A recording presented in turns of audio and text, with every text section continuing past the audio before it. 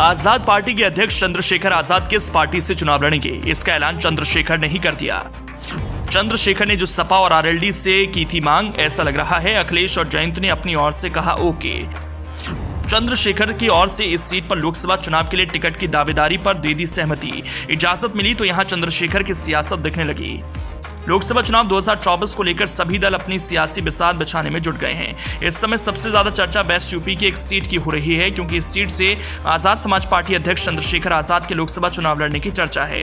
चंद्रशेखर ने साल 2023 से ही इस सीट से लोकसभा चुनाव लड़ने का मन बना लिया था। इसके लिए उन्होंने अपनी उपस्थिति इस लोकसभा सीट पर बढ़ा दी थी। लोगों से संवाद पर संवाद कर रहे थे, उनकी समस्या को दूर करने का वादा कर रहे थे, लेकिन उस समय चंद्रशेखर यकीनी तौर पर यह नहीं कह रहे थे कि वो इसी सीट से लोकसभा चुनाव लड़ेंगे। शायद चंद्रशेखर इस सीट के लिए सपा अध्यक्ष अखिलेश यादव और आरएलडी चीफ जयंत चौधरी से सहमति मांग रहे थे। अब शायद दोनों नेताओं ने अपनी ओर से चंद्रशेखर को यह आश्वासन दे दिया, अगर चंद्रशेखर इस सीट से लोकसभा चुनाव लड़ेंगे तो वो उनका समर्थन करेंगे। तो आजाद समाज पार्टी अध्यक्ष चंद्रशेखर आजाद ने भी अब यह ऐलान कर दिया है कि वो तो नगीना लोकसभा सीट से चुनाव लड़ेंगे।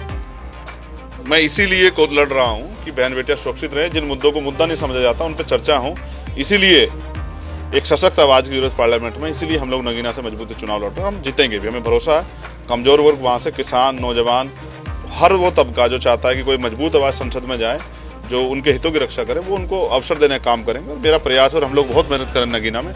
लेकिन अभी मैं चाहता हूँ इस मामले में न्याय हो, इसलिए मैं वहाँ के अधिकारियों से बात करूँगा। और अभी मैं डॉक्टर से बात करने वाला हूँ कि अब उस बेटी कंडीशन कैसी है और बेहतर इलाज में किन चीज़ों की जरूरत है। जो कुछ होगी हम लोग उसके लिए काम करेंगे। मैंने कहा कि आज मैं इतना दुखी हूँ सच में, क्योंकि एक बेटी की अस्मिता के साथ खिलवाड़ हुई है और सरकार और पुलिस प्रशासन मौन है। ये इस देश में दलितों की जिंदगी का सच है, इसकी मुझे पीड़ा है। पढ़े लिखे बच्चे बेरोजगार घूम रहे हैं, लेकिन सरकार को कोई सुध नहीं लेनी। ये भाजपा का चाल चलित है, इससे हम लोग दुखी हैं, इसलिए हम भाजपा से मुक्ति चाहते हैं। नगीना सीट वेस्ट यूपी की सबसे बड़ी लोकसभा सीट है। इस सीट में 5 विधानसभा सीटें आती हैं। अगर वोटर की बात करें तो यहाँ पर करीब 15 लाख वोटर हैं। नगीना सीट पर 3 लोकसभा चुनाव हुए और हर बार यहाँ से अलग अलग पार्टी के सांसद रहे। सपा, बीजेपी, बसपा का एक बार सांसद रहा। 2024 का लोकसभा चुनाव चंद्रशेखर आजाद के आ जाने से बड़ा रोचक होने वाला है। उत्तर प्रदेश की 17 आरक्षित लोकसभा सीटों में एक नगीना सीट है। नगीना लोकसभा सीट पहले बिजनौर में आती थी। 2009 के लोकसभा चुनाव में इसको अलग कर नई लोकसभा सीट बना दी गई। पहले लोकसभा चुनाव में समाजवादी पार्टी, दूसरे चुनाव में बीजेपी और तीसरे लोकसभा चुनाव में बसपा का सांसद जीता। अब 2024 में चौथी बार लोकसभा चुनाव होगा, लेकिन भीम आर्मी चीफ के आ जाने से इस सीट का समीकरण बदल गया। नगीना लोकसभा सीट पर 14,93,411 कुल वोटर हैं, जिसमें 7,95,554 पुरुष और 6,97,857 महिला वोटर हैं। नगीना लोकसभा सीट अनुसूचित जाति के लिए आरक्षित है, लेकिन यहाँ सबसे ज्यादा मुस्लिम वोटर हैं। 21% एससी वोटर हैं। नगीना विधानसभा में मुसलमानों की आबादी करीब 50% से भी ज्यादा है।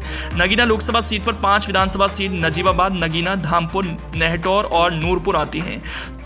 2009 में पहली बार नगीना सीट पर लोकसभा चुनाव हुआ और सपा के यशवीर सिंह ने बाजी मारी। 2014 के लोकसभा चुनाव में मोदी लहर थी, इसलिए ज्यादातर सीटों पर बीजेपी ने बाजी मारी थी और पूर्ण बहुमत की सरकार बीजेपी ने बनाई। 2014 लोकसभा चुनाव में बीजेपी के यशवंत सिंह ने सपा के पूर्व सांसद यशवीर सिंह को मात दी।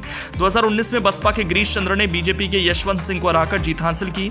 आजाद समाज पार्टी के अध्यक्ष चंद्रशेखर आजाद आगामी लोकसभा चुनाव की तैयारी में लगे हैं। उन्होंने अब राज्य की नगीना लोकसभा सीट से चुनाव लड़ने का ऐलान भी कर दिया है। दूसरी ओर भीम आर्मी चीफ के फैसले का समाजवादी पार्टी और आरएलडी ने स्वागत किया है।